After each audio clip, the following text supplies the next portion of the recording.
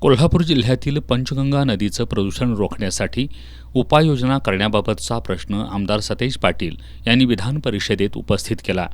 कोल्हापूर जिल्ह्यात मागील अनेक वर्षांपासून पंचगंगा नदीच्या प्रदूषणामुळे स्थानिकांच्या आरोग्यावर दुष्परिणाम होत असून हजारो हेक्टर शेती नापीक झाली आहे. तसंच 2 वर्षांपूर्वी पंचगंगा नदीचं प्रदूषण नियंत्रणात आणण्यासाठी जिल्हा परिषदेनं सादर केलेला 252 कोटींचा प्रस्ताव शासनानं नामंजूर केला असून याबाबत जिल्हा प्रशासनानं पंचगंगा नदीच्या प्रदूषणावर कायमस्वरूपी उपाययोजना करण्यासाठी नव्यानं प्रस्ताव करून शासनाकडे मंजुरीसाठी पाठवला आहे. पण त्यावर अद्याप कोणतीही कार्यवाही करण्यात आली नाही. हे खरं आहे काय?